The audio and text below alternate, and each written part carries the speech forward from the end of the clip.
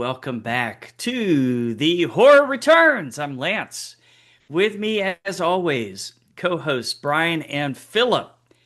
And we got a very special guest tonight. This is a dude that has a podcast that's, I don't know, 12 or 13 levels above ours as far as production value, sound effects, quality recording instruments, I'm sure, and location, which we'll get into later. But yeah, we got Samuel Mattern. I hope I pronounced that correctly.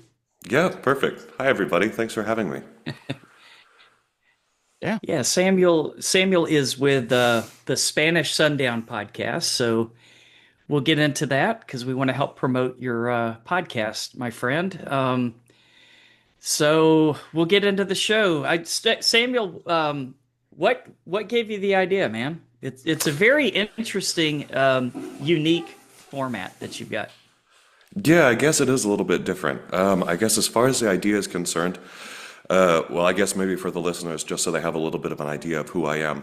I'm American. I was born in Portland, Oregon, but I've been living in Spain for about the past 20 years or so. So I've always been a little bit of a history nerd. Actually, that's not entirely true. I've always been a major history nerd. And I've also always loved horror. So living here in Spain, this is really a country that oozes history.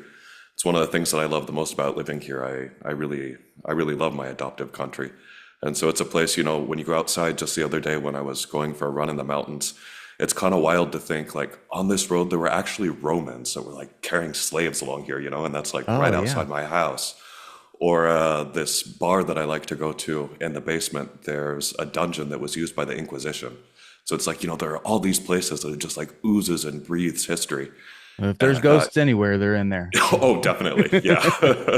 So it's like, if there's any place that's got stories, it would be here. So the idea that I had for this podcast, each episode is standalone, but they all revolve around one central premise, which is they're everyday objects. And inside of these objects, there are voices that are trapped.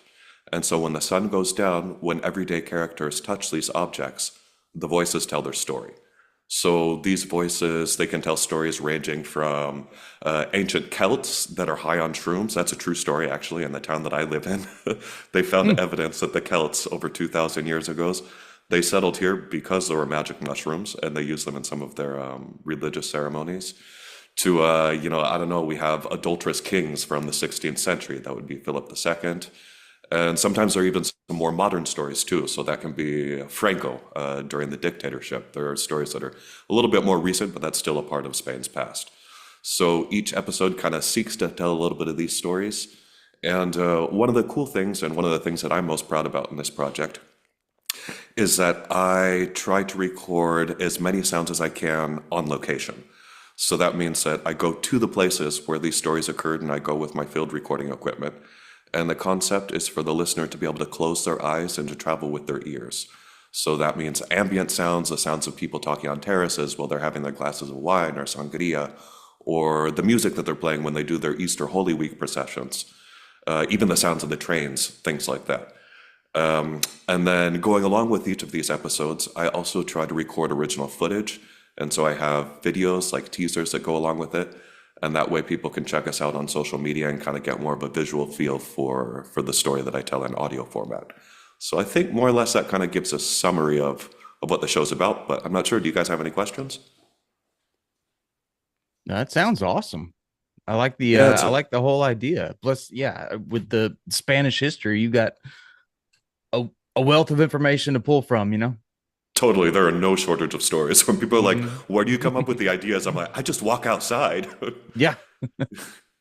Are you possibly in the future going to tackle other countries? I might do that in the future. It's an idea that I've had. For right now, I'm focusing on Spain just more for logistical reasons, Hmm. because I live here. But really, Spain, it used to be an empire that was, as big as the British Empire. So there are also lots of countries that I could tie in under the Spanish Sundown umbrella, ranging all the way, from Asia to Latin America to even, all the way up to Portland, Oregon, where I was born. The Spanish were there too. So there's kind of a wealth of possibilities. You could just Nice. move to a new country and then start a new podcast from that one doing the same thing. Yeah. Yeah, well, I don't know. I guess I'm a little bit older now. I guess I was 18 when I moved here, and at the time it was, really exciting, and I didn't mind doing all of the government bureaucracy and all those things. Yeah. I've also lived in North Africa for a while, and the bureaucracy there was a whole different ball game. But I don't Oh, know. At yeah. this point in my life, I'm pretty happy living here, and I'm not sure if I want to go through that process all over again. But never say never. You never know what Yeah. life is going to throw at you. Get some great themes out of Egypt.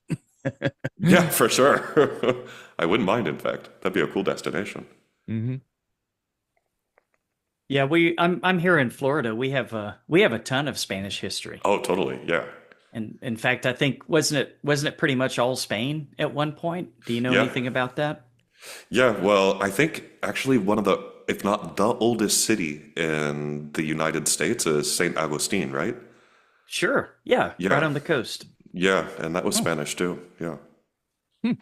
So Samuel, do you have any I guess like any single episode so far that really sticks out to you? Like was there one that kind of inspired one story that inspired you to start doing this or one particular episode that you would recommend as kind of like a I guess like a good gateway drug to your podcast for our listeners? Yeah, well, as I mentioned before, each episode is standalone. They're all self-contained stories. So they can, listeners can really kind of listen to whichever episode they'd like. But I would recommend starting with the pilot episode just because it gives you a feel for the story and the premise.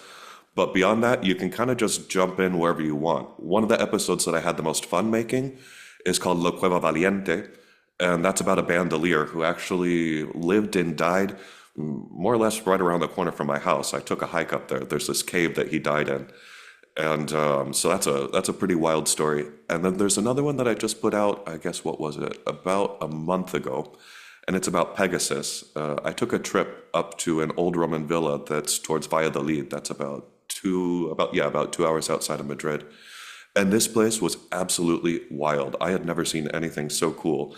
It's this villa that used to have 30 different rooms in it. It was owned by a pretty wealthy Roman family between the 2nd and the 5th centuries AD. And so they have this archaeological dig there.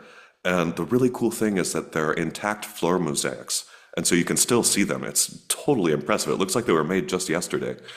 And then the other really cool thing that they have, in addition to these mosaics and the museum that's got, thousands and thousands of artifacts that they found, everything from clothes to jewelry. They even have like the little makeup cases, the little clamshells that the women use to put on their eyeliner and everything. There's also a reconstruction of the Roman villa. And so you can walk around the place.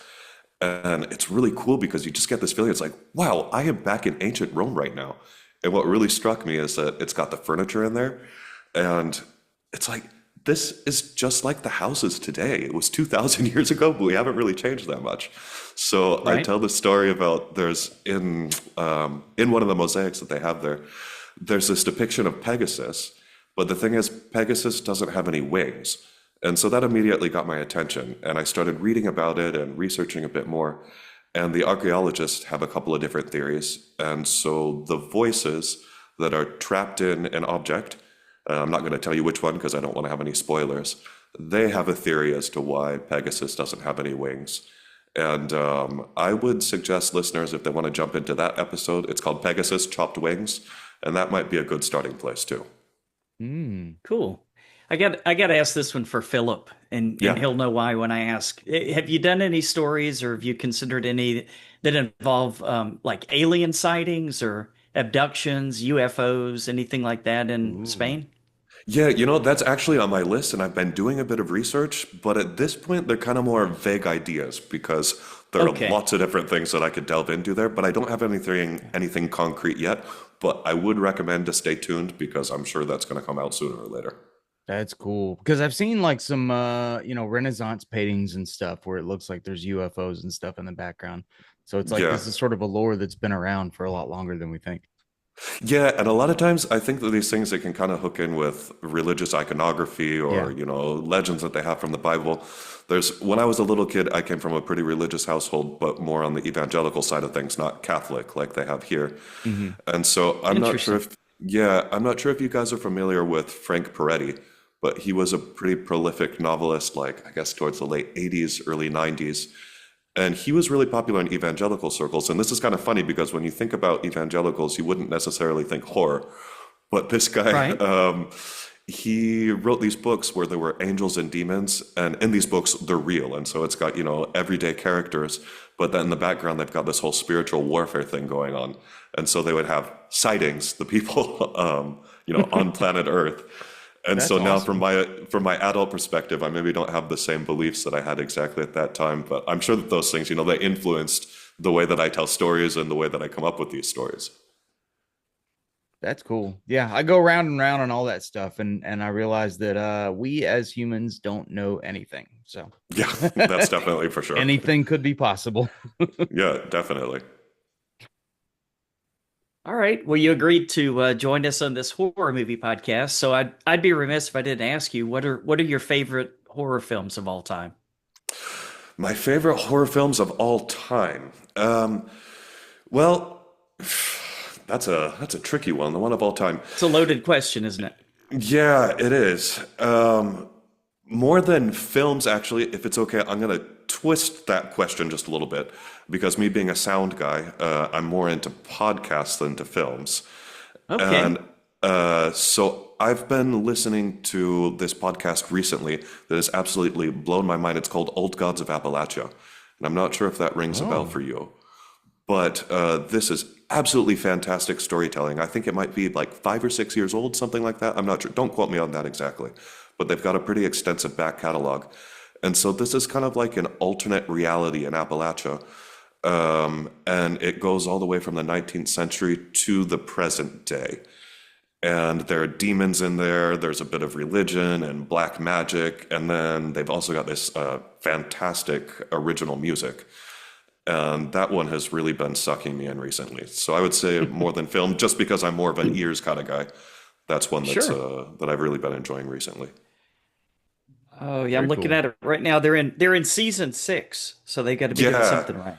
yeah. I just Okay. listened to their recent teaser, actually. Yeah, and I think the new season should be coming out very shortly, if not next week. Yeah, That whole area has like some really good mystery and stuff to it, like the history of the Appalachian area. yeah. It's like steeped in all of Mhm. these crazy Yeah, stories. that's where you get the weird mountain people that live alone up Totally. there. Yeah, and like all the gothic stories too, Yeah. and yeah, yeah. It's really cool. All right, cool. Anything else you want to ask, Brian? No, other than where can everybody find your podcast? Oh, yeah, that's a good question, actually. We're on pretty much every major platform on, Spotify, Apple, Amazon, and several others. So if you just search for Spanish Sundown, and then you can also check out our website, which is www.spanishsundown.com.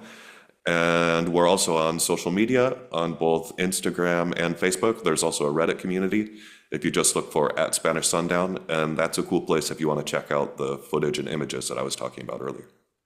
Spanish Sundown. Good name. Sounds like a weird sex thing. Yeah, it does a little bit, right? That's not exactly what I had in mind. That's the first time I've heard it, but I'll let you know if anyone else gives me that same feedback. All right, yeah, you're in IMDb. Yeah, we are I think also. there's Yeah, even a picture in there I saw. So yeah, that's pretty cool. So yeah, had you done anything before this, podcast wise or radio wise, or like yeah. what led you to this? I'm actually a professional voice actor by trade. That's one of the hats that I wear. That makes sense. And Hmm. then the other day job that I have, I've been doing this for almost the past 2 decades, is working in the film industry as a translator. And so what I do Ah, there okay. is working with teams of screenwriters here in Spain when they come up with the concept for a series or for a film, and then they want to market it abroad or they're looking for investors. I work with them on the concept there and in the development of the screenplay. So this has been really cool for me because I've gotten to work with some of the greatest screenwriters in the country, and it's been like an ongoing master's degree. I get to see their whole creative process, all the different iterations that the scripts go through, all of the revisions, and then get to adapt that to the English-speaking market. So that's a little bit of my background in that regard. And then I also did do another podcast. This was a couple of years ago, right after the pandemic. And that was in Spanish. That was the first time that I produced my own show. And that was a little bit more political in leaning. a more historical documentary. So not at all like the project that I'm doing right now, but it was Yeah. kind of cool to, to kind of dip my proverbial toes into the pool. And it got picked up by Spanish radio actually, so that was really encouraging, and that kind of pushed me in this direction to keep producing things. But with this project, I kind of wanted to move away from politics and to do something totally different. And the cool thing with horror, I'm sure that you guys can tap into this also. It's just a fun genre, and it's kind of fun to be scared and to see the grosser, the creepier side of humanity. But for me, the most interesting thing about horror is like, what's the scariest thing? It's what you've got going on inside of your own brain. At least for me, I Mhm. think. And I think good horror films, it makes you look at things that way. So kind of what I try to do with Spanish Sundown is I like to talk a lot about, well, as human beings, I think it's really comforting when we can see things in black and white, when they're really clearly delimited. But unfortunately, Yes. life isn't that way, and there are a lot of gray areas. And so I kind of like to explore those gray areas, things that are morally difficult, or talking about the horror inside my own brain, my own hypocrisy sometimes when my own values are challenged. And so I try to put those themes to have my characters grapple with them too. And hopefully that can help the listeners to grapple with those same things, to recognize their own weak points and maybe to be a little bit empathetic with other humans too. So Hmm. I hope that those stories can, yeah, that they can encourage people to look at life through that lens also. Nice. All Very right. cool. Well, you know how our format goes here, man. So Yeah. we always like to start off with a little thing called Cool of the Week. So this can be a podcast you've listened to. It can be a Hmm. film, a book, a concert you attended, really anything. I mean, we've opened the door wide open for this. So Samuel, what's the coolest thing you've checked out or experienced this week? Well, I think I might give you another podcast, if that's all right with you guys. You can kind of see a theme here. You can see that Yeah, I'm kind of it's your low-key pick, upset, man. that I'm kind of low-key obsessed with the industry. But another one, this is also a horror podcast, and it's called Harvey in Hell. I'm not sure if you guys have heard of this, but I forget the creator's name, but he's a Canadian guy, and he started making one called The Milkman of St. Gaff's. And so Harvey Okay. in Hell is like a 19, yeah, it was very surreal, but it sucked me in. There was something about his storytelling that was cool. And so I was definitely on board when I heard that he came out with a new project, and it was released just this last month. And it's a 1980s desert noir. So he's this FBI Okay. detective who goes to the desert of Utah, and they're looking for missing children. And so there's a cult there. It's like this weird trailer park, It a was little the bit. Mormons. They did it. Well, I haven't finished the season yet, but there is definitely a role for the Mormons in there. I'm not sure exactly where he's going to be taking it, but it's totally sucked me in so far, and Hmm. I would Okay. really actually highly recommend that. And then as far as film is concerned, there's a movie that just came out, and this is a Spanish movie actually. Not so much horror, but it's called El Cautivo, like the captive. And Hmm. this is the story of Cervantes, the guy that wrote Don Quixote, super famous in the Sure. Spanish-speaking world. And he was taken captive by the Moors, and he was brought as a slave to North Africa. And Mm. so it tells this part of his story before he came back to Spain and before he wrote his masterpiece and became famous. And it was really historically pretty well documented. And the acting and the staging and everything was just phenomenal. So I would say those would be my picks for this week. Is that a Awesome. newer film? Like, has it come out in Yeah, the last year or two? yeah. It actually just came out, I think, last month, a month or two ago.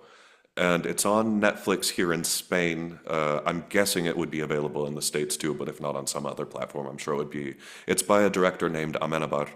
And Amenabar, he's a Spanish director, but he's done quite a few international things. He did Agora, which came out about a decade ago with Rachel Weisz, and he's done a few other big name films. That sounds vaguely familiar. Okay. Yeah, I'll shoot you guys a link later. Yeah. All right. Well, I'll jump in because mine is a little off kilter this week. I've got a video game, which I don't get to All play video right. games a whole lot. And we had a snowmageddon came through Texas, and it dipped below freezing for a couple of hours, and Okay. so the whole Right. state flipped out. Anyway, so we holed up in the house, and I was like, you know what? I'm gonna gonna get back into some games and just play games all weekend, and that's what I did. Played the Final Fantasy VII remake. It's been on my list of things to do forever, and finally snagged it and started it. And it's pretty good. It's Yeah. yeah, it's not there's not as much freedom as I would have liked. It kind of puts you on a linear storyline and you just go. But but I very well done. It stays true to the original story, and the graphics are fantastic. And that's what I got. Right on. That's it, huh? Yeah. All weekend playing Final Fantasy Yeah. VII remake, huh? What Yeah. makes it a remake, dude? Is it like like a new story, or is it just like Well, Like no, it's they like the update the graphics and yeah, stuff. the original Final Fantasy okay, VII was like in the 90s on the PlayStation. yeah, And so now they've got like they remade it with modern graphics and stuff, and it just looks way better instead of like little blocks with polygon hair. okay, all right. Well, that's a good one. Yeah, I started watching a show that I'm pretty late to the party on. It's an American version of a British show, as so many good shows are. I don't know if you guys have ever checked this out. Shameless. You guys Oh heard of this yeah. one? Hmm. I've heard Yeah. of it, yeah. Ha- have you guys seen any of the episodes? I've seen the first season, maybe half of the Okay. first season. I'm familiar with it. Yeah, I watched a bunch of it. I don't think I ever finished it, but I Yeah. watched a bunch. Yeah, we just finished the first season. It's pretty interesting. William H. Macy plays a Yeah. character named Frank Gallagher, and he's basically he's a typical, gaming the system scammer type guy, right? He spends all his time in the bar. He's got a disability check, an unemployment check, and what other type of money coming in from the government. So he's firmly on the dole, right? Like he's everything he gets is either from, shystering somebody or promising he'd go out and do a job and getting the money up front and then never showing up, like going to the bar instead, or getting his government check. So yeah, this dude like comes up with all these different scams and ideas, and so he meets the next door neighbor, and she's a lady that has what is it? Is it called agoraphobia when you won't leave the house? Oh Mhm. yeah. Okay. So she's got agoraphobia and she gets big checks coming in, right? Like I believe she gets some sort of checks because of someone that passed away in her family and they come in pretty regularly.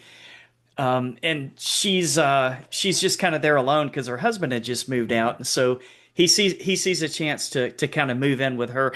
So he sort of spends his time between his house and hers, and he tries to stay out of his house because he's got like 7 or 8 kids running around there that he does nothing to take care of, and I think like the oldest daughter is the one who ends up doing most of the babysitting duties and things like that. But um, it's kind of interesting because like the first 2/3 of the season were just kind of laugh out loud funny, and just a lot of yeah, here he goes again trying to pull another scam. And then as they got toward the end of the season, I mean, you're dealing with things like gosh, rape, suicide, accidental death, dismemberment. Like the show gets super, super dark.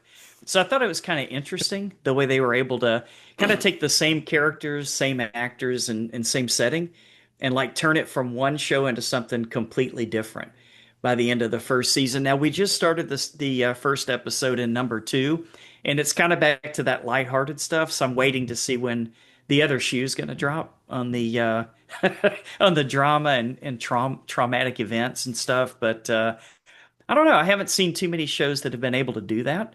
Like it balances the comedy and the tragedy perfectly. So it's a good show, man. I think we're going to keep watching it.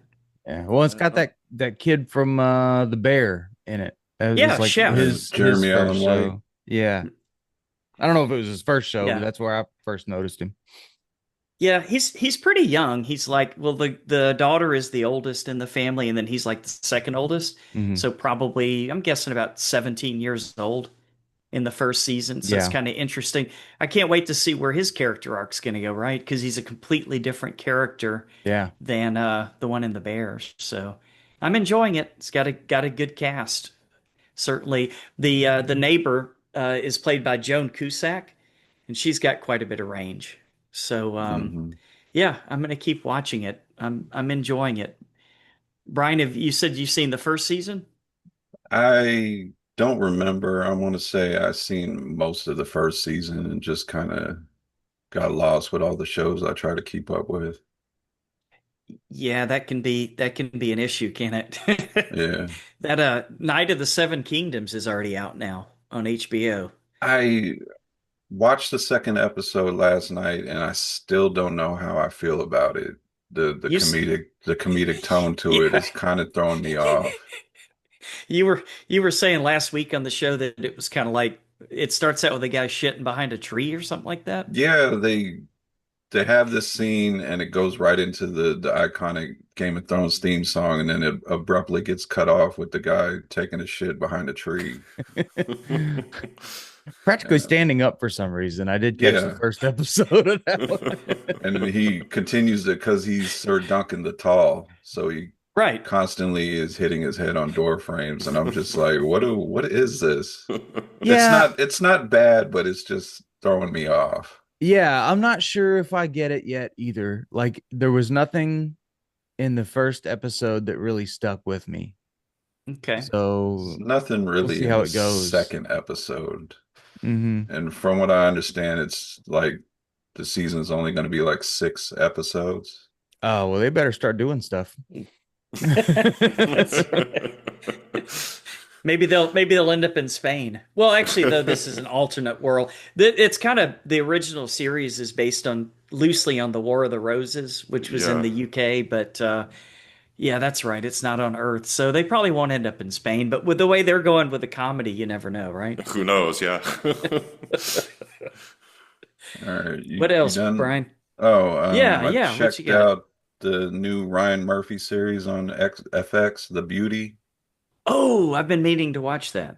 I don't know what And that if is. anybody doesn't know Ryan Murphy, he's most known for the American Horror Story. Okay. And this is basically The Substance, the movie The Substance, done as a Okay. series. And Did it's we need set, that though? I'm enjoying it so far. It's Okay. set in the fashion world. People that are essentially on the beauty is transformed into their most Oh yeah. beautiful version of themselves, but it ends up having violent outcomes to it. Okay. And, there's a lot of recognizable faces in here: Evan Peters, Rebecca Hall, Anthony Ramos. Hmm. A lot of Okay. people you would see in Ryan Murphy's stuff. So American Horror I'm Story, enjoying. folks. Yeah, but it seems like a lot of newer faces that are working with him in this one. But if I had to compare it to something, compare it to the substance in series form. Okay. A lot of beautiful people in it, as they say. Yeah, a lot of beautiful people, a lot of gore, a lot of sex. This Hmm. definitely isn't Okay. for Of the course. children Okay. because once you have the beauty, which is basically the substance, you can pass it Mm-hmm. on like an STD, Uh-oh.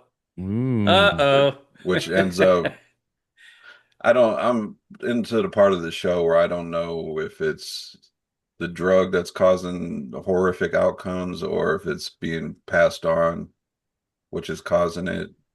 Mm-hmm. But it's an interesting premise. How you end up with syphilis. Yeah. They And still wear those big wigs in like in the UK for court and stuff. Like the reason that they Oh. started wearing those wigs was because of syphilis. Is that yeah. wild? Anyway, And I too have been affected by the weather because it knocked out my internet for most of the week. So No, no. I only got one movie in it, and it recently came out on Shudder, and it's called Mother of Flies. Mother of Flies. Okay. Have you guys heard of the Addams Family? It's a family of filmmakers and actors. Yep. Yeah, no. Very indie, right? They're very indie. yeah, very indie. They wrote, produced, and directed, and some of them starred in this one. It's very slow burny.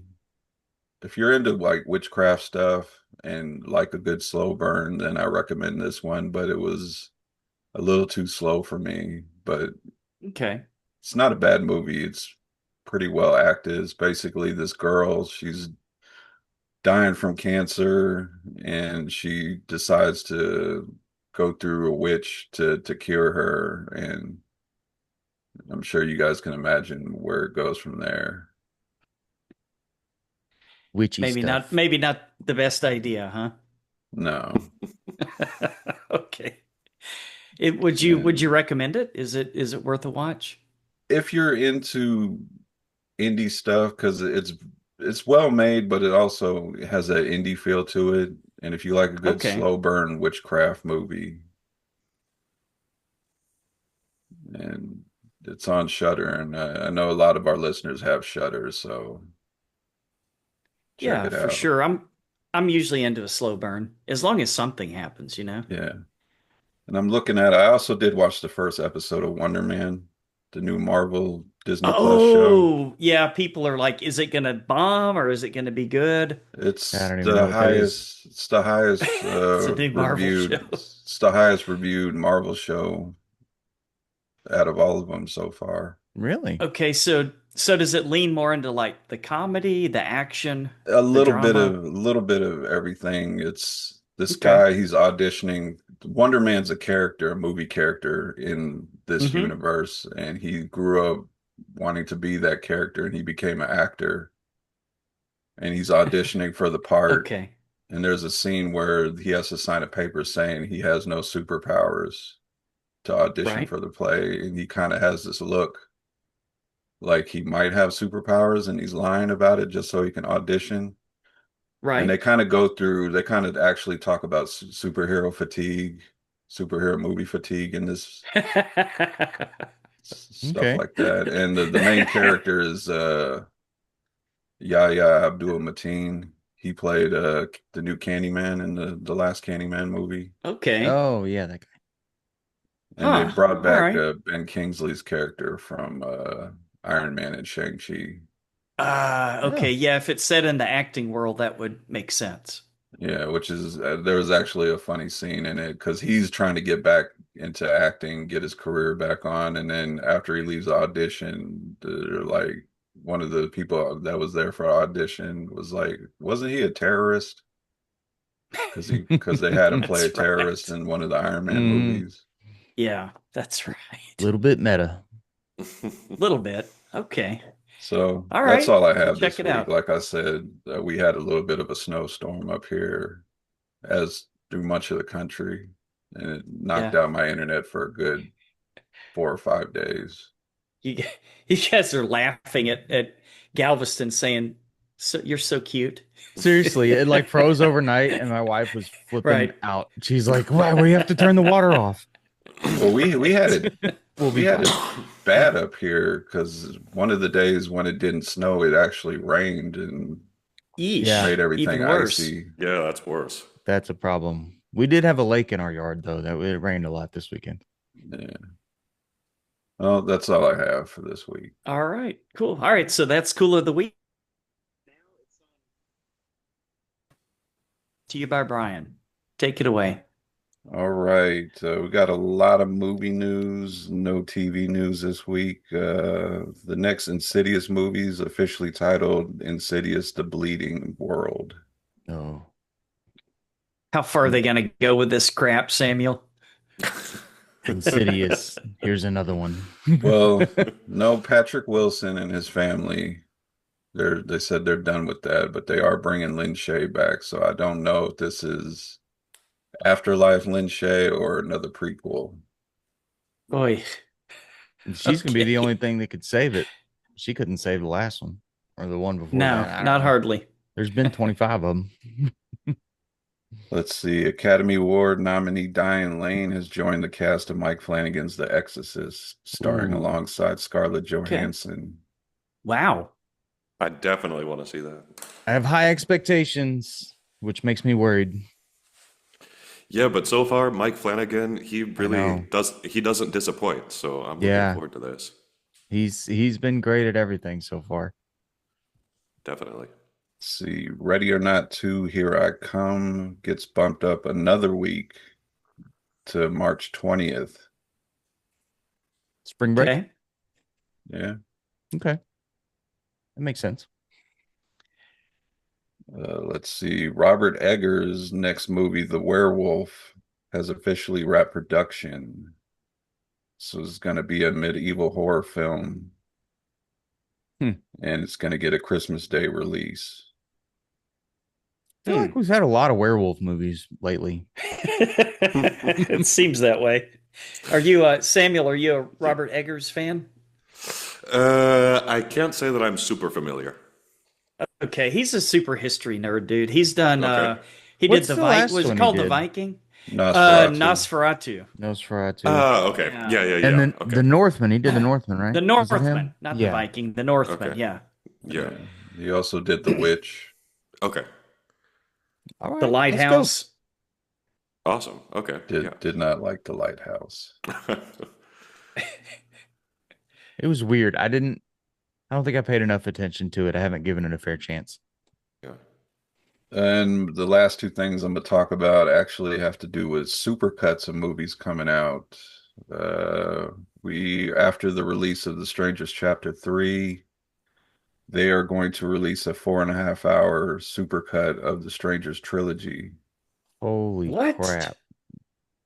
Can Oy you vey. like shoot me in the face before you schedule that? I'm going to actually say we're not going to do it for the show, but Oh I'm no. going to say Okay. the supercut will probably hit different than watching them separately. Yeah, that's probably true. I guess. I mean,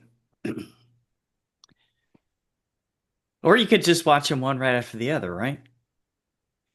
That's kind of what I was just thinking. I'm not sure what the difference would be. Or you could save yourself a lot of time and not watch them at all. Also an option, right? And because of the success of Welcome to Derry, Andy Muschietti confirms a 6 hour plus extended supercut of It and It Chapter 2 is in development with never before seen scenes and other things added to it. So supercut of those movies. Are they gonna go there with the underage gangbang scene that's in the I book? doubt it. I hope not. I'm gonna It's a say big they part of the probably, book, though. I'm gonna say they probably didn't film that scene, Lance. Yeah, Okay. that's a lot. They're like, yeah, Stephen King got a little out of his lane on this one. A little too much coke on that day. That's exactly what I was just thinking. Like, how much cocaine does it take to fuel a scene like that? Like, my imagination could be screwed up sometimes, but imagine if I were on drugs. Yeah, check that guy's computer. But I guess this is a new trend because recently, I believe a month or two ago, the Kill Bill supercut was in theaters for Okay. for a week or so, or a limited time. People with That's people with weird, a man. whole They're- lot of patience. Yeah, they're milking this stuff for all it's worth, man. Like, just make a new one.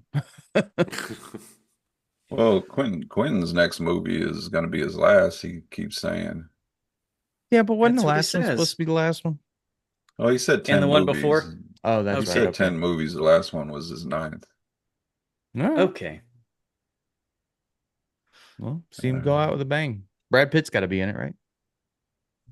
Well, And Samuel L. Jackson has to be. Well, that for sure. Yeah. spin-off of Once Upon a Time in Hollywood is not directed by Quentin Tarantino. Yeah, I didn't figure it would be. I think Steven Soderbergh, I think, is doing Oh, that's a big name. Okay. it.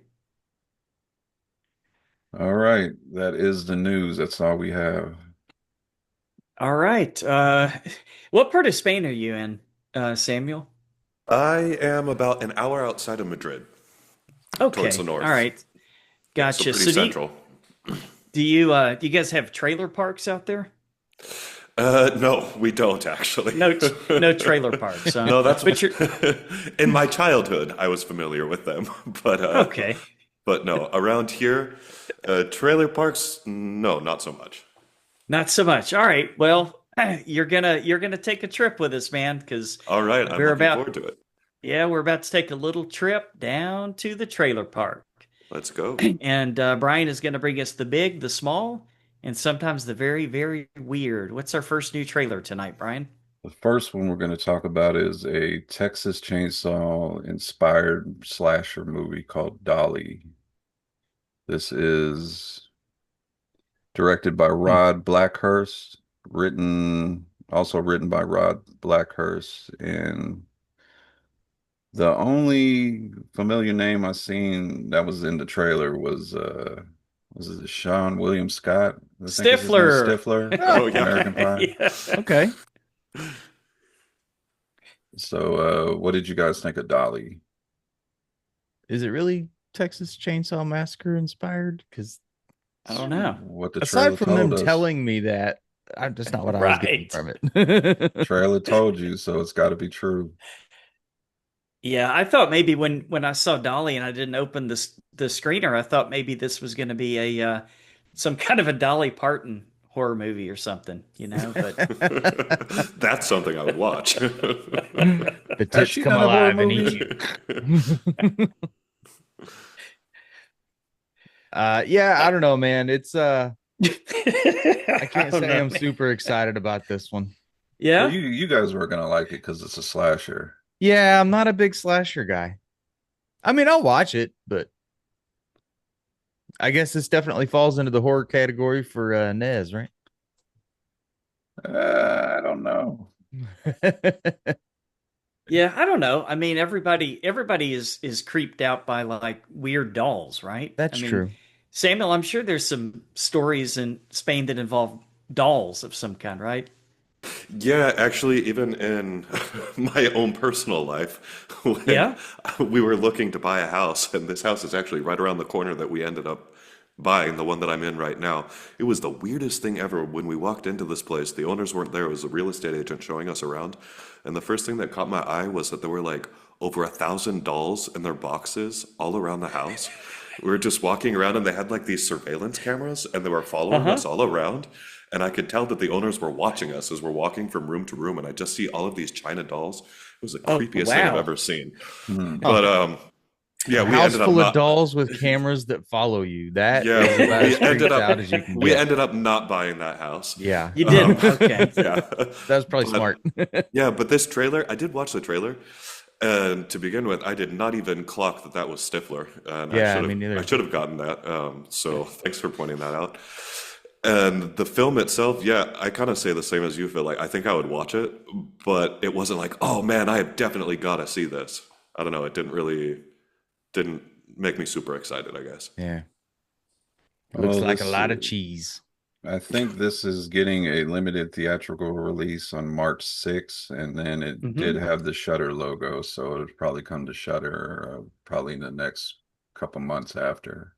All right. Yeah. We may not have too long to wait then for that, huh? But it definitely looks better than In a Violent Nature. Brian's got to give me hell about that one, Samuel. That was one of my favorite films of the year before last. So, Uh-huh. and it's a slasher movie, sorta. Yeah, a lot of walking. I A could lot see of both. walking. I could see both sides of that one. I Yeah, liked it, but I don't know that I want to watch it again. Well, now I'm yeah, that's curious. I fair haven't enough. seen it, so now I Oh, feel like it's I'm There gonna Yeah, have is an you got to check it amazing it's out. worth checking there is out. an amazing kill in there. There That's is worth a Okay. great seeing. one. Okay. So But it's worth a it, watch at least. well, it didn't save the movie for me. But I There's think it's worth the watch. probably in total about 20 minutes of just walking through the woods spread Oh out wow. throughout the it's movie. Yeah, from like and it's from the POV of the killer. Yeah. Okay. Right. So you kind of are the camera's behind him and he's just slowly lumbering through the woods and you hear footsteps Oh for wow. periods of Yeah, time. but It was it an interesting builds That sounds tension. like experiment. It builds I was gonna say that atmosphere. sounds like a nature documentary or something. Yeah. It could have been. You do hear a lot of nature in the background and You Yeah. do. him You walking on do a lot of grass. nature. Yeah. Yeah. Some Is of the it's kind of photography relaxing. at least good? Yeah. Yeah. Okay. Well, I guess that helps. And our final trailer we're going to talk about is Corporate Retreat. This is directed by Aaron Fisher and Stars Rosanna Arquette and Ferris Bueller's best friend Alan Ruck. Oh, I like him. What did you guys think of Corporate Retreat? Yeah, it looks interesting. What More else more has Kind of this guy interesting to done? you? kind of gave me a Belko Experiment. Yeah, I guess Okay. so. I guess so. This guy has done known for one movie, Inside the Rain, and I have not heard of that one. Never heard of that one. Mm. Samuel? No, No. But it What'd had you think some of? like recognizable people in it. Yeah. yeah, Looks like an interesting idea. I'm not sure exactly what the idea is, but yeah. I have to say Yeah. it. Well, It did get my attention, so I guess that's mm, a point in its favor. I was like, "What is this?" when I started watching it, and now I'm curious. So sure. So are they made to kill each other or do things to each other? Is that the that, premise that they're that's locked what in it this looks like. building? I don't know. I saw some self-harm in there, right? Like take your own eyeball out and stuff like Yeah, that. Yeah. ooh. Was it kind of like a Kind of look like a lot of them had to take out their own eye because it looked that way, yeah. They yeah, had the there's a lot of spoon. bandages over their eye. Yes, that's yeah. right. Hmm. What was that movie with Jeffrey Combs in it, Brian, that they all sat around the table and he Oh, made them play a game? Would You Rather? Yeah, yeah, that reminded me a little bit about Would You Rather, but it doesn't seem like they're being given a choice, does it? It's like That's why it no They're matter what you'd rather. hypnotized or something. Belko Experiment because if you remember, they were locked in that office building and was Sure. Yeah. made said you have to kill this many people by this amount of time, or we'll do it for you. Hmm. Yeah, might So, be inspired by that. Yeah, they were definitely locked in, like they couldn't break the glass in the windows or anything. so as of this time, this does not have a release date yet because it is still in post-production. But as soon as it has a release date, I'll let everybody know on our social media accounts. Okay. And that is the final trailer. All right. I guess that's my cue to move on to listener feedback. This week we shine the podcast spotlight on Blood, Fear, and Beer, a bi-weekly a bi-weekly show featuring married couple Alicia and Greg reviewing horror films while enjoying a drink. Okay. Alicia, a horror enthusiast, and Greg, who enjoys occasional scares, rate and discuss a new movie every other week. Sounds like it's Alicia's podcast, and she dragged Greg into it. I like it. Yeah, And they said thanks for the shout out. Yeah, thank you. nice. You're welcome. Thank you. And let's see. In regards to James Wan saying that he will bring Saw back to its roots, Movie Magic with Brian says no way, but like with an exclamation. So I think he's excited. The only It's way hard I to can Or it's see like, that, nah. the only way I can see that is if he's not on as a producer, as we constantly talk about. He's Right. only producing things Oh, these that's right. days because he Yeah. was the director of the original one. Okay. So, So well, all right. Well, maybe we get some James Wan goodness. he seems to be more hands-on Mm, since they acquired the rights from, I believe it was Twisted Pictures. Mm-hmm. So Yep. he seems to be more hands-on now that they got the franchise rights. Yeah. We'll see. We'll see. and in regards to Robert Eggers' Werewolf, Jackie and Joey Engelman says not enough good werewolf movies. I'm pretty excited about this one. Weren't we just saying there's a shitload of werewolf movies? Well, not enough good werewolf movies. Not Good. enough There's good Ah, ones. I They can haven't see seen that. Yeah. Werewolves starring Frank Grillo. Oh, that was terrible. That's right. That was terrible. You know, Okay. every time I hear the name Robert Eggers, I think about that scene in Men in Black Uh-huh. where like the cockroach guy's skin is like falling off and his wife is calling him Egger. What's wrong with you, Oh Egger? yeah. I don't know why. All right, random segue. On to Trimmers. Doug Stark Lima says very good. Trimmers is a classic. Yeah, it's a good one. Have you seen that, Samuel? No, Tremors? I have not. Oh wow, yeah, Oh you got to watch man, Tremors. That's Kevin Kevin Bacon, Bacon man. at his Okay. greatest. Yeah, What year are we back in the talking day. about? 80s, Okay. 80, I 87 ish, something like that. think actually 90. 90. Oh, okay. Yeah, Okay. could be early '90s. I I think. was Yeah. Yeah. pulling that out of my ass, so I have no idea. Well, if Yeah. it's that old, I may have seen it way back when. Who knows? Yeah. It's also, living here for so long, I think I have quite a few different cultural holes. Yeah.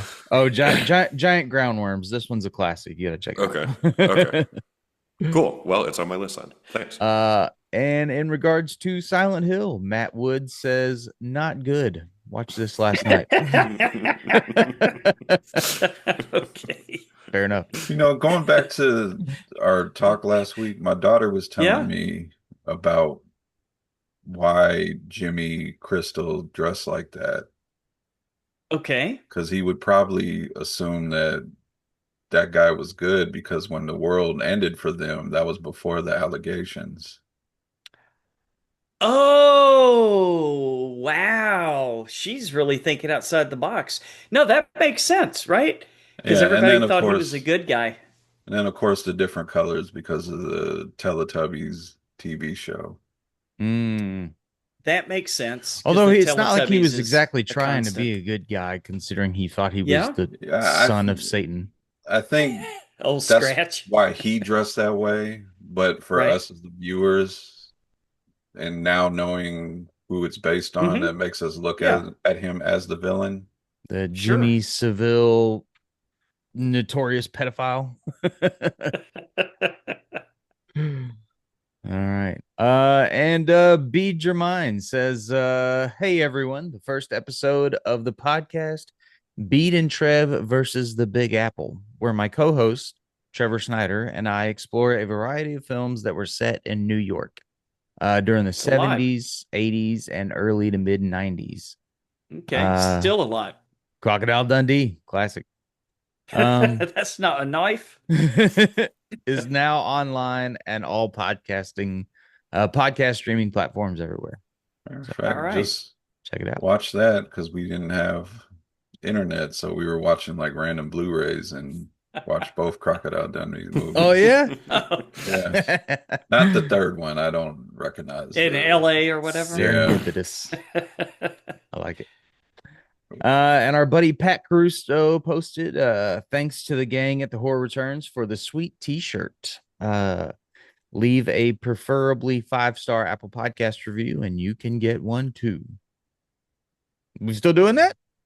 Yeah, why not? All right. Leave a review, we have guys. we Get have a lot of t-shirt. t-shirt styles to I choose actually from we now, really so. do. If y'all go to the website, the www.thehorrorreturns.com, you can check out the t-shirts through there. Steve keeps putting up some really, really great artwork. And like we've got some like really badass shirts. Yeah, I think we talked about it last week. He Mhm. just put up there the Jasper the Clown, Oh yeah, that's a good one.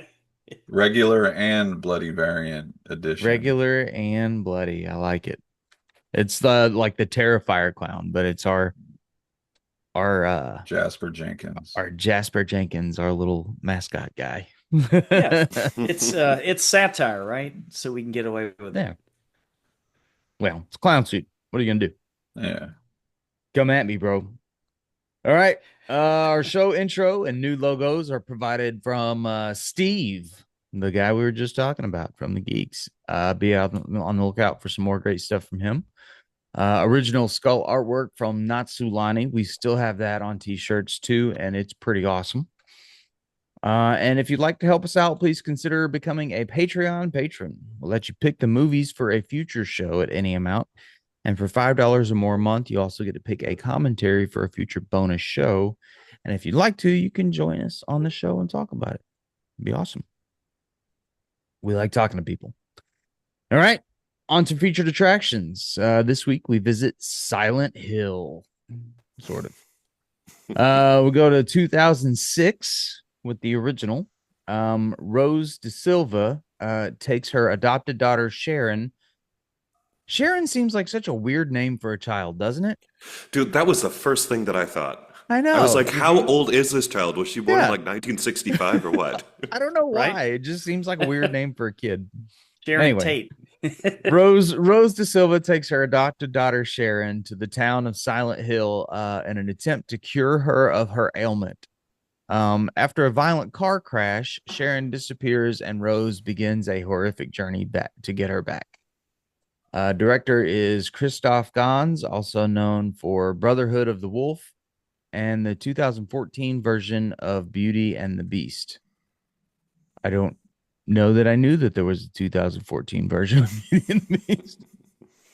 Writer is Roger Avery, also known for Pulp Fiction and Reservoir Dogs. Whoa. All right. Pulling out the big guns.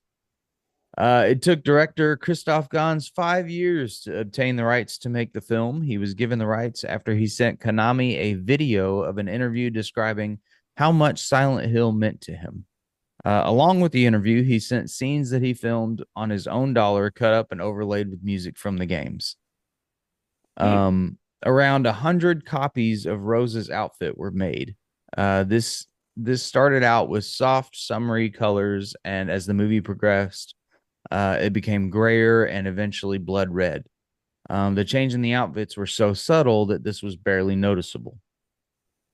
And the strange stumbling movements of the dark nurses when they first come alive was created by filming them walking backwards and then running the film in reverse. Interesting. It's actually pretty Okay. cool. Yeah. All right, Sam, you want to start us out on Silent Hill? Yeah, I guess my thoughts on this. I hadn't seen it before, and I hadn't played the video game either. Yeah. At times, I found that it was a little bit hard to follow. I was trying to figure out because, I guess we were kind of talking about this before, and something that I actually enjoy with horror is when you're kind of going inside of your own mind. And Yeah. I get that that's what they were trying to do, but sometimes I felt like I really had to think really hard to see where they were going with it. That being said, again, like I said, I'm a sound guy, and I really did enjoy the sound effects. Thinking in 2006 and with the resources that they had available to them, the way that they played with the dynamics and the Foley and everything, I thought was really cool. And of course, the theme song is really great too. Um, I would say it probably wasn't my favorite film that I've ever seen, but I didn't think it was Okay. totally terrible either. I Yeah. don't know. If someone asked if I'd recommend it, I would say if you're bored and have nothing else to do on a Sunday afternoon, it's not terrible, but I wouldn't say it was my favorite movie either. I don't know. What about you guys? Fair enough. Brian, what do you think? I kind of like this one because there's some Yeah. cool visual effects in there, Yeah, that's and true. like Samuel said, the sound was pretty cool. Some of the sound effects. I'm not too familiar with the game because I never played it, so I kind of just thrown into this story where I felt like the movie is banking on you knowing or not knowing, but more familiar with the story. Mm-hmm. Hmm. Yeah, now that you So mention it, the maybe that's what happened to me too. I hadn't played the game, so maybe there were certain things that I should have known that I just didn't. That's why I got a little bit yeah, lost. like I still don't know what happened to this town and why this thing happens with the siren. Yeah. It's cool visually, but I'm just kind of Hmm. lost with all that and the story with was it Sharon, Mm-hmm. the Yeah. 40-year-old daughter? Right. Right. I, They I never keep thinking of Ozzy's wife. yeah, they never quite explain how she got out of Silent Hill, Did which she? I mean, Oh, Did from she in the though? beginning. I got you. Yeah, yeah, that's right. because she had to take her back to Silent Hill. Yeah. I thought the acting was But did she fine. have to take her back? That was a strange choice. Yeah. I mean, there's some recognizable actors in here. Rhoda Mitchell, Sean Bean. Sean Bean doesn't die in this one. Oh yeah. That's a He's known shocker. for dying That's in a most of his twist. movies. Yeah. Kim Coates, what's that one Tiggs. actress? Alice Krieg. She's The like the Borg leader Queen. of the people. Yeah, she plays those kind of roles and witch characters really well. Mm-hmm. Sure. And there is one scene in here that I recommend people, just kind of like I was telling Samuel about in a violent nature. There's an awesome kill in here. There's an awesome kill in here with the pyramid head Hmm. Oh where he yeah. picks up a woman, rips her clothes off, and I'm thinking, well, that was kind of Yeah. rude. And then he proceeds to rip her skin clean off and throws it at Right. Rhoda Mitchell right before she closes the That's right. door, and Yeah. blood just sprays her face. That was kind of terrifying. Yeah, that was Yeah. awesome. Yeah. All right. Lance, what do you think? Why was this movie 2 hours and 5 minutes? So Yeah. they could have easily taken out, like, they could have taken out the whole Sean Bean narrative, right? Where he's trying to find his wife and hooking up with Tiggs, looking for her and all this other stuff. So I think they could have cut all that out. I don't know why. It seemed like there were scenes in here where, like, they would just be walking through the town, like with the ashes falling and going from one room to another room, and it was like I don't know, a 7 minute long scene That's without like really a lot of dialogue. that was a lot from the video game, I think. Well, I mean, Yeah, if they wanted to make the movie that long, you could have, like Lance said, cut out the stuff with Sean Bean and maybe do a little bit more explanation on the why that's this is true. happening to the town. And Yeah, for sure. Yeah, it was like to me, it was a whole bunch of sound and fury designating nothing or whatever that quote is. It was, it was just kind of a lot of good visuals. Like you said, a really cool kill. Just different characters that didn't seem like they would belong together, like the cop and all that. But at the end of the day, Lori as far as like, Holden, I is can't that who that was stand her. from Andrea The from The Walking Walking Dead? Dead, I can't stand her when she That's who that shows up in is. movies. Oh shit. Okay.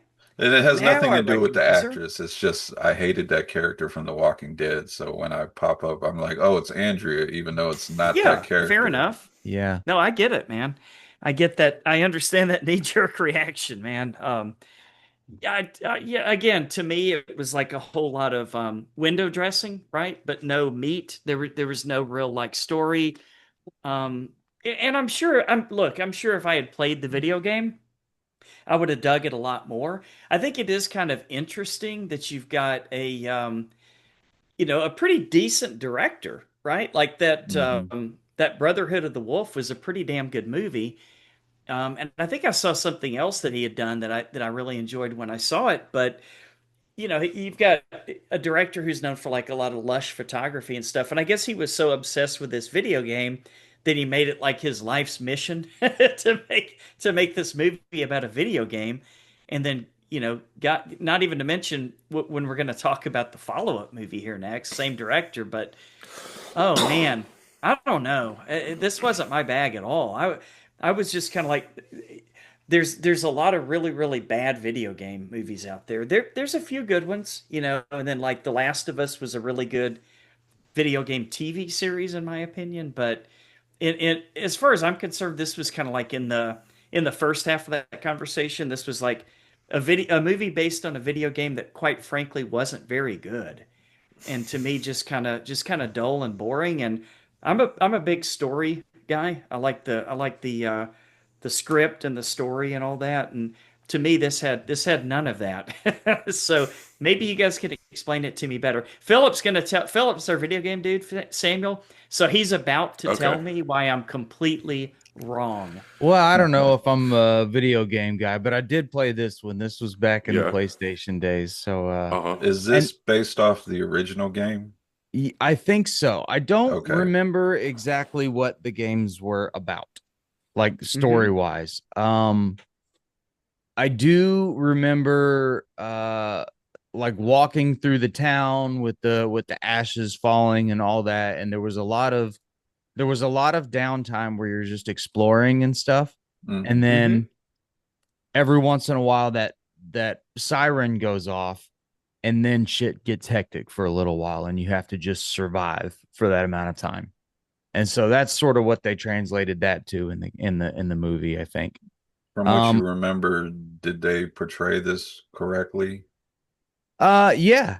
Okay. I thought it was pretty spot on as far as games go. I mean, there were not a whole lot of good video game movies. What was that guy's name Yeah. that did the director that did all the video game movies that were terrible? Uh, Oh, Uwe I know Boll? exactly. No. Uwe Boll. Yeah. Not that bad. Yeah, I know, that I one. know, I know exactly who you're talking about. The Yeah, ones that had like House his of the wife. Dead and shit. Well, that was Uwe Boll. Yeah, yeah, he did like that's what Okay, I'm saying. so we He's are done a talking Uwe Boll. shitload Okay. of bad video game movies. But this one was, I think, one of the better ones. It's not a great movie, but I thought it had a lot of really memorable characters. Some pretty good visuals. I like the big pyramid head guy and the nurses. Hmm. Were both super creepy. They had some good kills. There was something about the yeah, I mean, because a lot of it was CGI, but it wasn't like distracting. Which we'll get into with the next film. But I thought it worked. I mean, it's not my favorite movie in the world, but it was interesting watching it again because I haven't seen it since probably when it came out. Yeah. And it's not that bad for a video game movie. So that's my take on it. I thought they did okay. I don't think all the family drama and shit was in the game. I don't remember what the story was, but Yeah. they got the gist of the Was like the atmosphere. was all Yeah, the like burn the witch in the game and all that No, I stuff? don't think so. I I Okay. mean, it like might have been, but I don't remember it.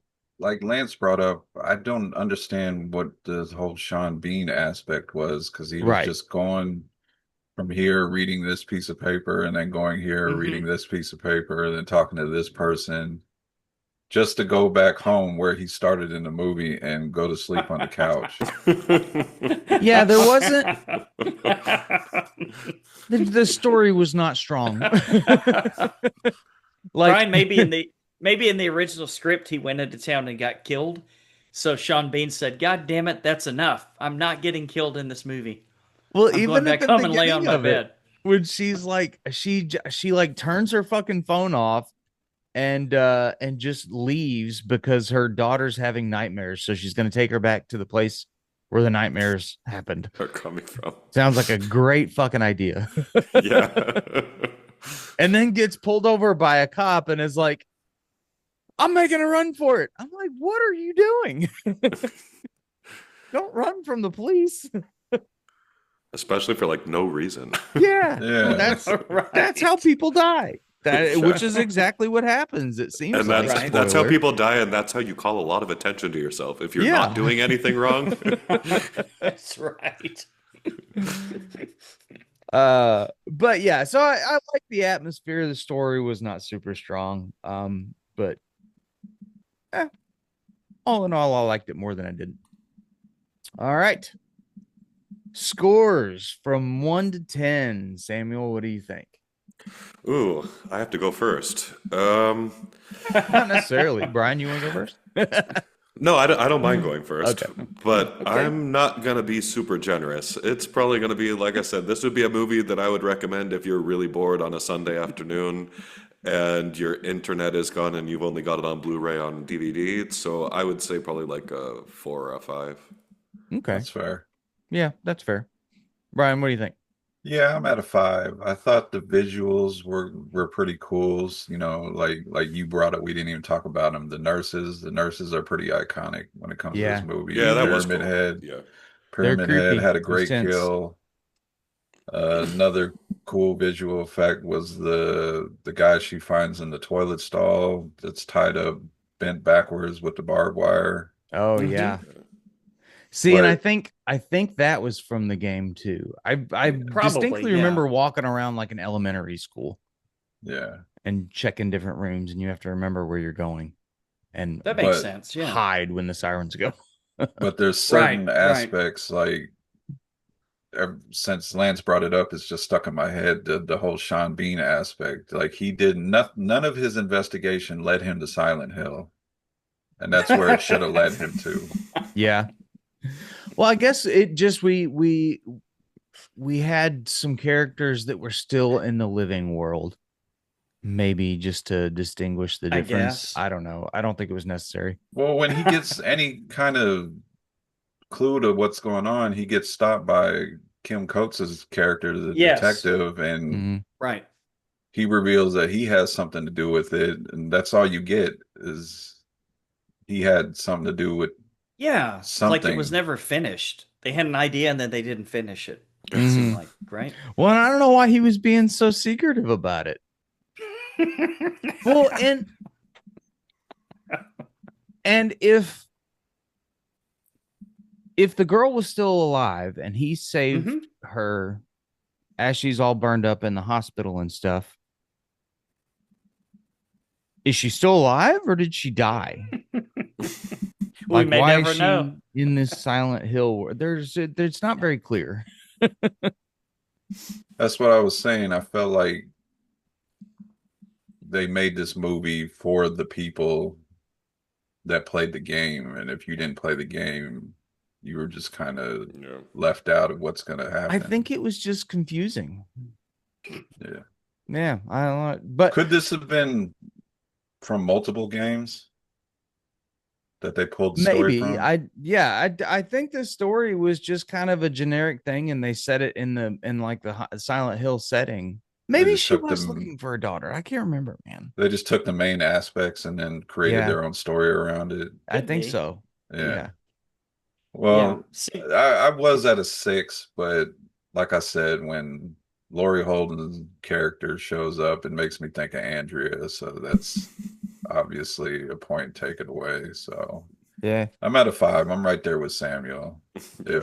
If you have nothing to watch, which there's a lot of things to watch, and like he said, if that's all you had is this Blu-ray or DVD, you didn't have any others one, then I guess pop it in.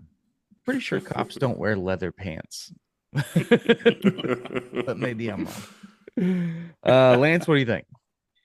I mean, it wasn't terrible, right? Like there were some decent special effects. I mean, all right, considering when this film was made, the CGI Right. wasn't terrible. Yeah. I mean, Yeah. the fire was, but other than No. that, it wasn't like horrible.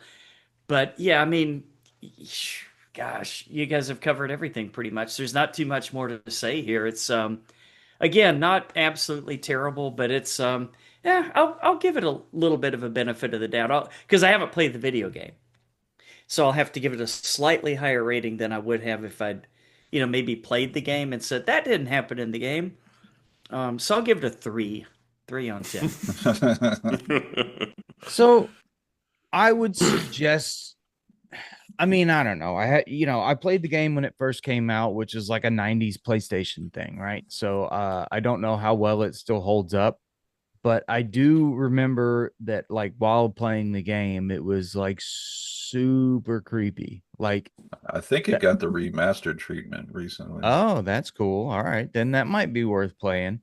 But like walking through this area, you actually felt something. Like there was a really creepy atmosphere. It was like one of the first really scary games that I played.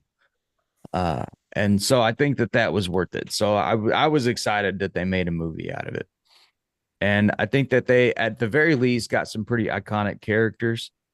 I'm gonna give it a 6.5. Okay. Um, I enjoyed this one more than I thought I was going to. Yeah, Damn. I mean Okay. it's Cool. been a while since It's our video I game guy, watched it. Samuel. Yeah. Yeah. Been a while since I watched it and I was expecting it to just be really shitty Kind of blow, and huh? it actually held my attention. It held up better for you than you thought. Yeah. Okay. All right. So, Meh. maybe check it out if you haven't seen it if you're bored one day. All right, we'll move on to the new one. In theaters for some reason. Return to Silent Hill 2026. When a man receives a mysterious letter from his lost love, he is drawn to Silent Hill, a once familiar town now consumed by darkness. Director writer is Christopher Gans. Akira Yamaoka, composer of all the Silent Hill games, composed the music for the film. Oh. And that's all the trivia we have. All right, Samuel, what'd you think about the new one? Well, since you just mentioned the composer of the music, I would say that is maybe the one thing that I really liked. I did enjoy the music, actually. Let's see about this film. I literally just saw it a few hours ago. I just went to the theater the next town over and checked it out. Okay. So the first thing is my experience may have been a little bit different because there were no theaters close enough to me that had it in the original version. So I had to watch it dubbed, which made for a very interesting viewing experience. The main character, his voice, it was like the voice of, I don't know, like a 65-year-old man. And so that kind of took me out of the story a little bit. Let's see. The first thing that got my attention was in the very opening scene when he has the car wreck, when he's like smoking the joint in the car and everything, and the main character, or what's her name? Mary, that's her name. And she wants to take the bus into the city. And the bus waits for like 5 seconds, and he's honking his horn, and then she's like, "Okay, just go." And I'm thinking, like, what country bus driver would not wait for longer than 30 seconds for someone who obviously just, I don't know, like her suitcase just broke. I thought that was insane. Right. It didn't like make the any bus sense was- at all. It hadn't even stopped, and she's jumping out in front of it, going, "Wait, wait!" And so it was like, it just started that way, and then it just kept going that way. I felt like the plot the entire time, it was like they were shoehorning things in and just, I don't know, making things happen so that they could move the plot forward, but it didn't really make a lot of sense. So, I don't know, in comparison with the original, one thing I did like about this one more is that they pulled you between the Silent Hill world and the real world more. And the reason that I like this is because I experienced a bit of visual fatigue with the original one. And so it was nice to see a little bit of color every so often. So I thought that was kind of nice. The story, if you asked me what it was about, I'd be like, I have no fucking clue. I more or less get what happened and with like the ending, and I don't want to give spoilers in case people are going to watch it, but I don't know. I thought the whole thing was pretty bizarre, to be honest with you. I'll just tell you guys that when I was sitting in the movie theater, several people got up and left, and I was kind of jealous. Ouch. I don't know. How about you guys? Brian, what'd you think? I did not like this movie. Not one bit.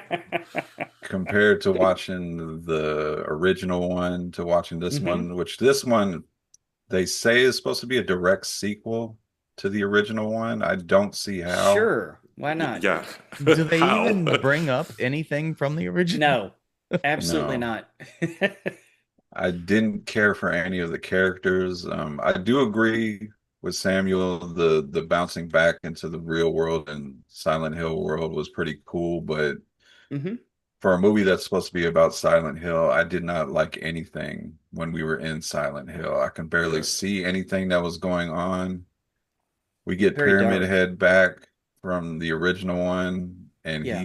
he didn't feel as menacing in this one. He Yeah. actually looked kind of smaller. Yeah. And like more vulnerable, right? Yeah. No, but I say vulnerable, the like, sensitive. yeah, but like with the sirens and everything, like, I don't know, you saw more of his weak points. Sure, Yeah. sure. The That's a good story, point. I also got the gist of the story. He's trying to locate somebody who apparently is supposed to be dead, and he doesn't believe they're dead, and somehow he's able to go back and forth into Silent Hill. For some reason, we're back to my problem with the first movie, where we're not really getting explanations for things, Mhm. Sure. and I just did not have a good time with this one. Well, and it can be cool to leave certain things open to interpretation, right? Right. But Yeah. when the entire premise of the film is, or like, not even the premise, just like everything that happens is open to interpretation, at some Yeah. point you get a little bit lost. Yeah, You can't because be that big. technically this is the third film in the franchise. Yeah. Because the second one was Silent Hill Revelations, which that one is a direct sequel to the first one. Okay. Okay. It's not good, but it was better than this one. It's not good. It's better than And this one. from- That'll give you a preview. And what I do know about this one when it comes to the games, I guess this is based Uh-huh. off of the second game. Okay. Mhm. I definitely don't remember the plot of the second game. I really only Yeah. remember even playing the first one vaguely. Having to hide when the sirens came on and that Yeah. kind of thing, huh? just because it was like scary, like that. It Yeah. impacted me. It was a good Atmospheric, game. right? Yeah. All right, Lance, what do you think? Yeah, I mean, I can see how this would be a better video game than a movie, right? Like Mm-hmm. you're talking about the the immersion and that kind of stuff. I don't know, it probably speaks volumes that I enjoyed the end credits more than the film itself. That's probably, and like the music quite a bit in the end credits, but oh my God, what a mess. What a mess. The music Oh is pretty man. good though, right? Yeah. Yeah. Yeah, what I paid attention to was it was just it was so meandering. Yeah. And I couldn't tell, was this supposed to be like an analogy to the living world versus death? Was it supposed to be him coming to terms with his own humanity, or the fact that he walked out on a girl in real life and so now he's in hell and being haunted by having done that, but there's nothing to indicate what any of that is, so it kind of Yeah. doesn't matter. It's neither here nor there. Like you said, Brian, it can be kind of like whatever you think it is, right? And I don't like that. When I go to the movie and throw a couple of bucks down to get a story, I want some kind of a basis for a story, Yeah. Yeah, because it Yeah. almost felt like at times the Silent Hill stuff wasn't really happening. Exactly. Like in his Mhm. mind or something. Yeah, and I kind of just wanted to be back in the Silent Hill world and explore the mythology and get more explanation on why this is happening, more about the nurses, more about Pyramid Hmm. Head. And I guess, again, I guess if you were a fan of the game, then you already know that because you're not going to get it Maybe. here because the movie's not going to tell you. Hmm. Yeah, I can see that. Yeah, because if this guy was like you said, he took all those years to get the rights for the first movie, he's obviously obsessed, right? So he's probably saying, if you've played the game, you're gonna get it, and if you haven't played the game, fuck you. Is basically what I think he's saying. It's like almost a big middle finger I to don't know anybody that that doesn't care playing the about the game is game. going to help you understand anything. Really? Okay. Yeah. And I would say, even if it does, I think that might be kind of a mistake. Yeah. Because if you're making a Really? movie and it's only for people that have played the game, like, why are you making the Sure. movie? To spend all Mhm. that money? I mean, like, when you're making a movie, you Yeah. should Got a big trying to reach budget. a yeah, and trying to reach a wider audience. Yeah.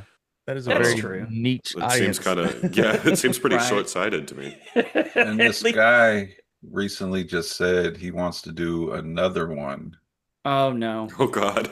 I think this did very poorly at the box office. So I'm kind of Right. surprised it came out in the theaters. Really? I don't I'm know who was surprised it asking came for out at all Silent Hill. Yeah. because this movie was, I believe, finished filming like 2 years ago. Oh wow. Okay. Oh. Hmm. That's not a good sign. Kind of like that one. What was that movie that we saw? The I think it was like the final Phantasm movie, Brian. That was so Oh, terrible. it And was the like finished like for like the past 5 years or something. yes, kind of Ouch. the same story. It sounds like. I didn't get the characters at all. I mean, I maybe they were trying to do something neat with that one scene with the maze, and I'm sure that's in the video game, like you got to get out of a maze Yeah. type thing, but it didn't go anywhere, and the characters he met to me made no sense at all. Well, I guess we'll get more into that in spoilers with the three names. The lady that has like two middle names, and I don't know. It's either above my head or he just didn't care to give you a story, and it's like kind of all just like I say, window dressing. That Yeah. was the impression that I got anyway. Now I will say this: a couple of the scenes early, like where it was just him walking, and you could kind of see the like his face, and you could see things in the background that you could see his face. I thought they did a pretty decent job of really almost making me feel like I was in a video game there for a minute, because I don't know if it was the way he was filmed or if they did some CGI around him to give him this look, but it almost looked for a minute. I was convinced I was watching a game character, and I thought that was kind of interesting, but man. And then, yeah, the bus driver that was the most surreal thing ever, right? Like, why drive a fucking bus if you're not even going to pick Yeah. people up that want to go from here to there? That makes zero sense. So, This lady um, dropped her luggage. Screw you. Yeah. well, I know one thing. The first movie, he said that Silent Hill is in West Virginia. Those mountains and that lake folks, that wasn't West Virginia. No. So I don't know. Not a great movie. Yeah. The thing that stood out the most to me was the CGI. I don't know Hmm. why it looked so bad. It was like, Distracting. Well, I yeah, it think was like, the original had a $50 million budget, and I think this one had a $20 million budget. huh. But Yeah, you would 20 think, years later. yeah, 20 you would years think later, 20 years Samuel. later that, but I think Yeah. with everything being in like high definition, because the old Yeah. one seemed like it was a little more fuzzy, like Okay. Yeah. the Yeah. Kind uh of grittier. not the AI, the CG. The Hmm. CGI like sort of blended a little better, I think, with the Okay. old one. And in this one, it just really stood out. I was like, I am I watching a Was cartoon? Is this an Yeah, AI I was movie? just about to say that. I was like, what am I watching? A cartoon? Like, Yeah. Yeah. Very animated. there's one scene, I'll get to it in spoiler. I was like, that is so cartoony. It's Yeah. ridiculous. So yeah, not a fan of this one. I could not tell you what happened in it, and I just watched it.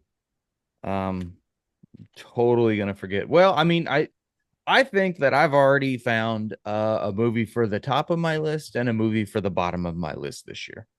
Really? Okay.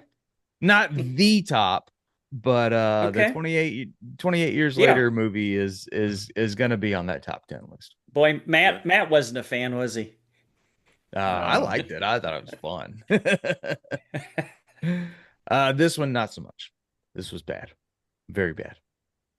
All right, scores and spoilers. Samuel, what do you think? Well, like I said, I did enjoy the music. The visuals, I like that they pulled you between the two different worlds. I thought that was good in Okay. terms of visual pacing, so I'll give them something there. I would say 1.5. Are we allowed to do that? Does it have to be a 1 or a 2, Sure. or can I say a 1.5? Okay, There's no You 1.5. could have rules. gave it a 0 if you wanted to. Brutal. I don't think it's so bad as to give it a 0, Okay. but it's not great. Yeah, It was no Black Christmas, huh? it's not offensively bad. It's just Yeah. Not good. garbage.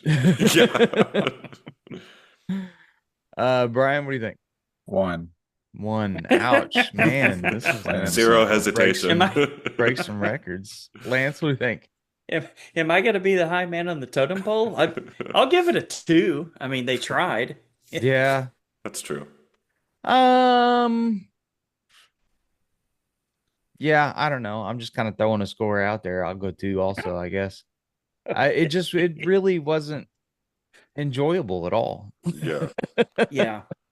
I couldn't wait to get out of the theater, and Yeah. that's not a Uh-oh. good Yeah. feeling to have. Like, when is this Yeah, movie I was. over? Yeah, it also lasted a long time, like 100 minutes runtime, and I was like, when is this going to be Yeah. over? Again, longer than it needed to be, right? Yeah, Yeah, I was. It was one of those movies where you keep checking your phone to see what time it is. totally. Oh no. I checked like 4 or 5 times. I watched a bootleg version of it, so I was on my phone the whole time. Okay. Which I'm glad I didn't pay money for it. All right, spoilers. Yes, the scene that really made me think, "Am I watching a cartoon?" Was Hmm. was she supposed to be a spider lady? Oh, that's Oh yeah. right. That was bad.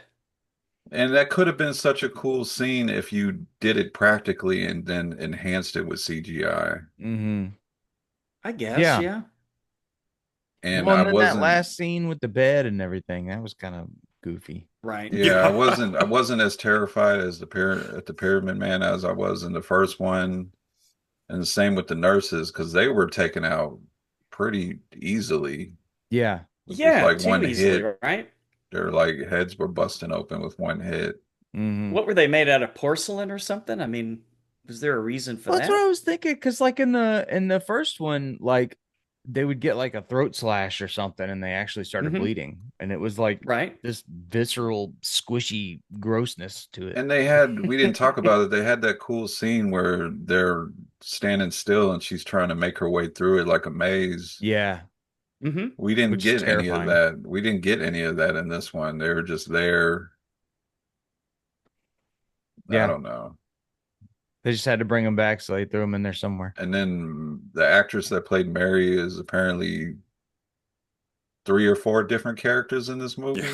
Yeah, that's Yeah. what confused me. And then he looked at her gravestone and it was like four different names, or like the little girl and the crazy punk chick and the Yeah, girlfriend. she played Mary Crane, Maria, Angela, and Mm-hmm. Moth Mary.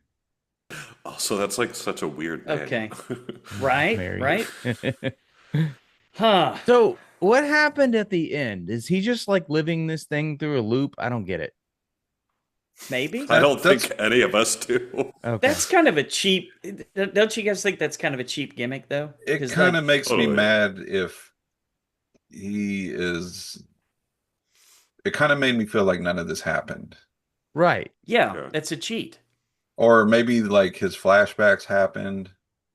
She died in Silent Hill, Okay. and he's just in this mental hospital reliving the same story, starting with the when he runs into her luggage, and he's just kind of reliving this scenario in his mind over and over and over. Mm. Maybe. Maybe. And I Live. don't like when movies kind of make you go through this whole journey and then tell you, oh, never happened. Yeah. None Yeah. of it mattered. Yeah. It was all a dream. But I Yeah. don't even know if that's the case because the movie wasn't quite clear on maybe it did happen, maybe it didn't happen. True. That's What all I got, else? man. I don't know. So Samuel, much enthusiasm. I we're at a know. loss. We're at a loss here, man. You picked a shitty episode to... Yeah, I don't know that whole name thing. Like I said, first of all, that's Yeah. just a weird name for someone to have so many middle names that are like first names. Yeah. Yeah. And then I just felt like it was kind of lazy storytelling. Like it was just a way to cram everything all together and be like, oh, psych. Yes, Like they're definitely. all the same person, and here's the proof Hmm. that they all have the same like name on this gravestone. I was like, okay, fine, whatever. Like actually, I think that literally I said out loud in English in the series where I was like, "What the fuck" or something like that, Yeah, I would and I think realized so. I was loud. And I was like, "Oh shit!" I hope I'm not bothering people around me. Probably not. The They, only thing I can they'd already find left. that has anything to do with the game, because this was taken from Silent Hill 2, and the Yeah. little girl that he encounters Hmm. when he Hmm. first, yeah, she apparently is a Laura. character, and I guess the same actress portrays the voice role in the video game. Okay. So that's pretty cool. I like when they take the actors or actresses from video games and put them into Hmm. the movies. Yeah. Yeah, that is cool actually.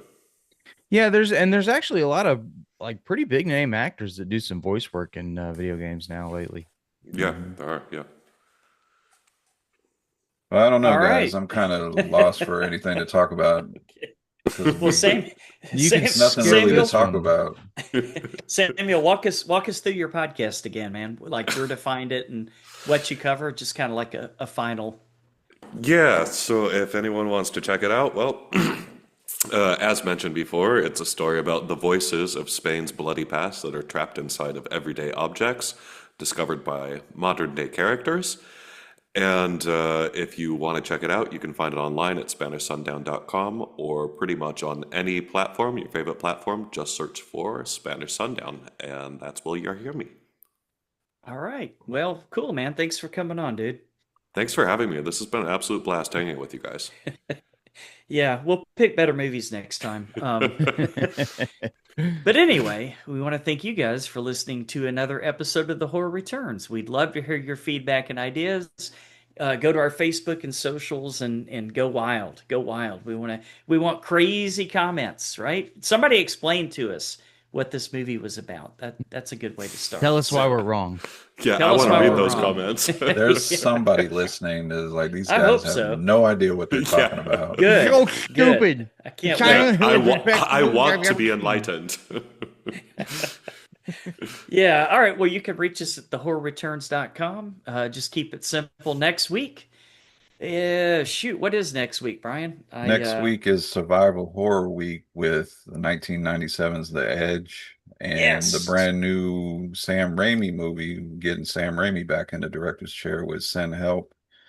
And that has been getting pretty amazing reviews so far. The That looks really Edge. good, All right. actually. I saw the trailer at the theater Yeah. before watching it. I was like, it'll oh, that's one I Yeah, want to see. that one does look that'll be cool. a nice change of pace. So, Yeah. Philip, What was until the what was horror the Edge? Which one was that? It's Anthony Anthony Hopkins, Anthony Hopkins Hopkins. and Okay, all is right. it I just Alec had to. Baldwin? Alec Stephen Baldwin. Baldwin? They I get vaguely stranded remember. in Alaska. Their plane The bear? crashes. Killer Bear? Yeah. Okay, cool. Yeah.